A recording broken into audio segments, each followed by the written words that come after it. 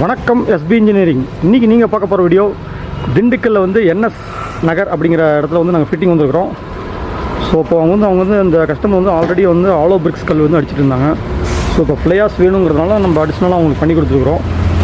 இப்போ பார்த்துட்டிங்கன்னா இந்த 4 cavity fly ash machine automatic fit பண்ணிட்டு இருக்காங்க. ஃபிட்டிங் ப்ராசஸ் தான் போயிட்டுருக்கு. ஸோ இந்த எலக்ட்ரிக்கல் பேனல் போர்டு ஒர்க்கு, அப்புறம் அந்த வால்வு ஃபிட்டிங்கு, ஓஸ் ஃபிட்டிங்ஸு இதெல்லாம் முடிஞ்சதுக்கப்புறம் உங்களுக்கு ரன் பண்ணி காட்டுவோம்.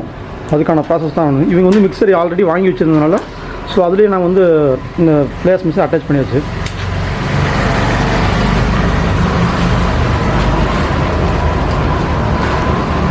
ஸோ ரா மெட்டீரியலாக ரெடியாக வச்சுருந்தாங்கன்னா ஒரு மணி நேரத்தில் நம்மளுக்கு ஓட்டி காட்டிடலாம்.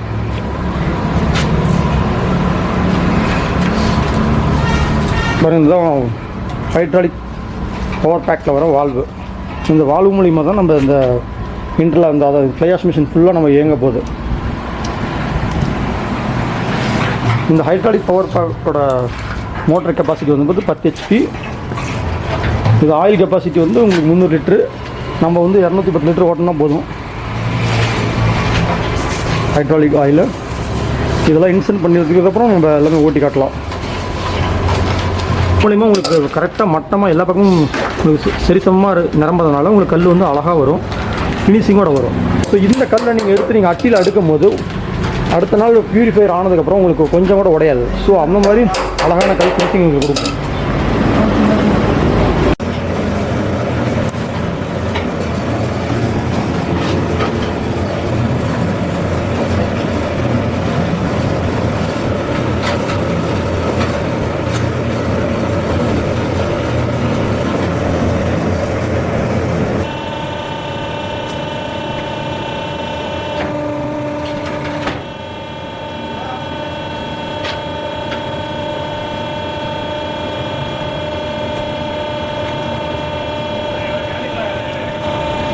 ஒரு குச்சி எடுத்து